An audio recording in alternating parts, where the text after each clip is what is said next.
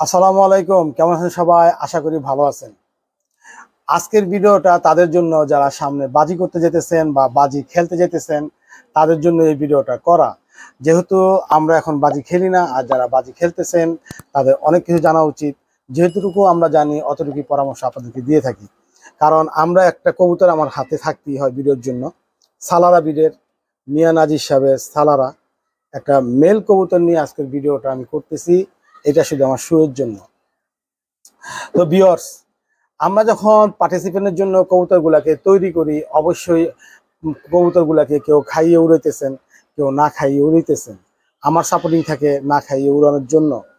তো এই এই কথাটা নিয়ে অনেক ভিডিও হয়েছে, আর এই কথাটা নিয়ে সারা ওয়ার্ল্ডেই এটা নিয়ে অনেক সমালোচনা হয়।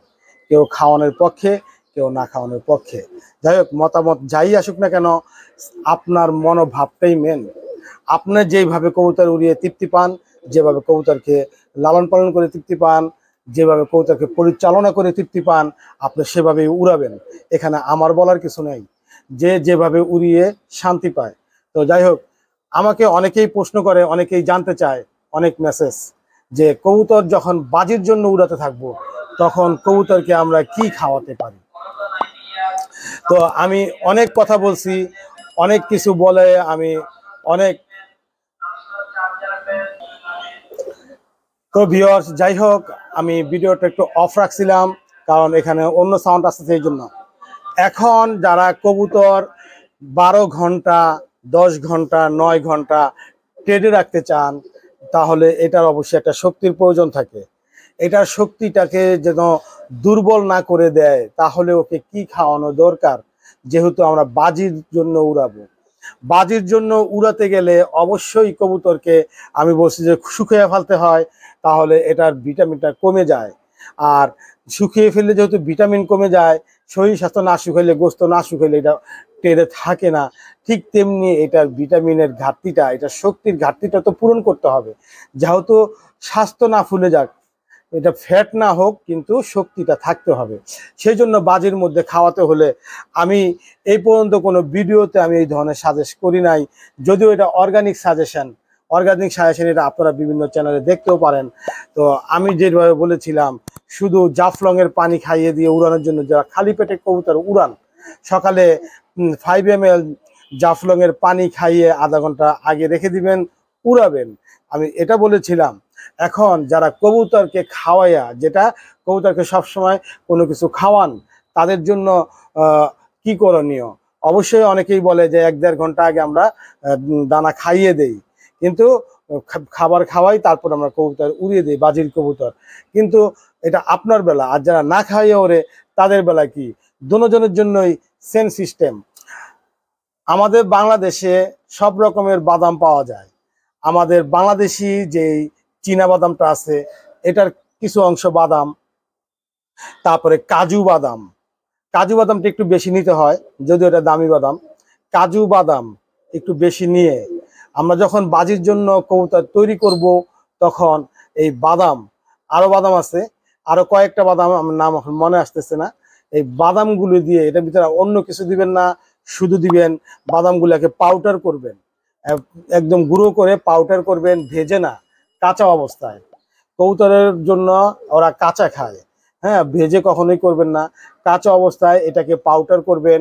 পাউডার করে তারপরে আপনার জাফলং দিয়ে একটা কৌটার মধ্যে নিয়ে বা একটা পাত্রে নিয়ে গুঁড়োগুলো নিয়ে একটু কয়েকটা জাফলং দিবেন, তারপরে পানি দিবেন। পানি দিয়ে এটা আটার মতো গোল গোল করে, ছোট ছোট ব্রিংয়ের মতো করে গলি বানাবেন, ছোট ছোট ট্যাবলেটের ন্যায় বানাবেন। দেখা যায় আপনি 15-20টা বানিয়ে রাখছেন, রোদ্রে শুকালে ব্যাটার, ঠান্ডায় রেখে দিলে এটা শুকিয়ে যায়। তারপর এটা সংরক্ষণ করলেন। যখন কবুতরের বাজির জন্য যেই কবুতরগুলো 7-8 ঘন্টা উড়ে যায়, ওগুলাকে যারা খাইয়ে উড়ান বা না খাইয়ে উড়ান, শুধু এই গলিগুলা খাওয়াইতে পারেন, তখন আপনারা ওই জাফলংয়ের পানির সাথে, পানি খাওয়ানোর আগে আপনারা এই গলিগুলা খেয়ে দিবেন। এগুলাকে মুখে ধরে 2টা করে গলি খাওয়াইয়া, হাফ সিরিজ জাফলংয়ের পানি খাওয়াইয়া দিলেন আধা ঘন্টা আগে বা 1 ঘন্টা আগে। তারপরে কবুতর উড়িয়ে দেন। এভাবে যখন কবুতরগুলো ট্রেড করতে থাকবে 8-10 ঘন্টা, 12 ঘন্টা যখন ট্রেড করবে, তখন আপনারা বাজির দিন অন্ততপক্ষে 3 থেকে 4টা গুলি, যদি আপনি জানেন যে আপনার কবুতর অনেক খায়, ওগুলোর জন্য গুলিটা একটু বেশি দিতে হয়। আর যদি মনে করেন কবুতর কম খায়, যে কবুতর কম খায় আমরা জানি, যেমন আমার কোন কবুতর বেশি খায়, কোন কবুতর কম খায়, কোনটাকে কয়টা দিতে হবে, এরকম তো আপনারাও জেনে থাকেন আপনার ঘরের কবুতরের জন্য। তখন ওই গলিগুলাকে খাওয়াইয়া দিবেন, খাইয়ে দিয়ে এগুলাকে আধা ঘন্টা আগে রেখে দিলেন, ভলেন্টিয়ার আসলো, কবুতর ছেড়ে দিলেন জালে, তারপরে এগুলাকে বাড়ি মারলেন, উড়ে গেল, এটা সারাটা দিনের শক্তিটা নিয়ে নিল। তো বাদামটা তখনই খাওয়াবেন যখন কবুতর প্রচুর রেস করে, প্রতিদিন কবুতরটাকে আপনার টেনে নেওয়ার জন্য আপ্রাণ চেষ্টা করতেছেন, তখন। আর যখন এটাকে অবসর রাখবেন, রেস্টে রাখবেন, তখন অবশ্যই গলি এই ধরনের বাদাম টাদাম খাওয়াবেন না, কারণ এটার ভিতরে তৈলাক্ততা বেশি থাকে। অনেক কবুতর অলস যেগুলো থাকে এগুলো মোটা হয়ে যায়, পাক ভারী হয়ে যায়, তখন এই ধরনের গলি খাওয়াবেন না।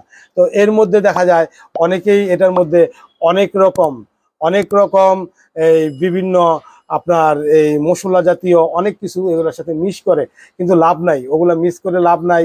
এটা শুধু মনের তৃপ্তি। আপনি শুধু বাদামটাকে গুঁড়ো করবেন, আর এটা জাফলং দিয়ে গুলে, যেমন একটু লালসা রকমের বাদামটা হয়েছে জাফলংয়ের রঙে, তো এই গুলিটাকেই আপনি সংরক্ষণ করবেন, খাওয়াবেন, আর কিছু না। এভাবে যদি কবুতরকে যদি আপনি শুধু পার্টিসিপেন্টের দিন আপনি এটাকে একটু বেশি দিবেন গলি, হয়তো বা 2টার জায়গায় 3টা দিলেন, বা 3টার জায়গায় 4টা দিলেন, এর বেশি দেওয়ার দরকার নাই। এটা পেটে থাকবে, এটা সারা দিন মুভ করতে পারবে, ক্লান্ত হবে না, নামবে না। তো এই ধরনের টপিকগুলা, এগুলো আপনারা হয়তো বা ইউটিউব চ্যানেলে বিভিন্ন জায়গায় দেওয়া আছে, দেখে নেবেন, বুঝে নেবেন। তো আমার কাছ থেকে যারা জানতে চায়, আমি আজকে শুধু আমি এই কথাগুলোই বললাম, যেটা আমরা আগে করছি সেই জিনিসটাই, ভালো রেজাল্ট পাওয়া যায় এটার জন্য। তো ভালো থাকবেন ভিউয়ার্স। যেহেতু কবুতরটা হাতে নিছি, যে কবুতরের চোখ দেখানোটা উচিত। মিয়া নাজির ব্লাড লাইনের কবুতর, চোখ একবারে সাফ, একবারে সাফ চোখ, এই হচ্ছে মিয়া নাজির ব্লাড লাইনের বৈশিষ্ট্য। আর গেট আপ কালো, জনসিরা স্টাইল। তো এইটাই। তো ভালো থাকেন সবাই, দোয়া করবেন আমার জন্য। আপনারা ভালো থাকেন। আসসালামু আলাইকুম।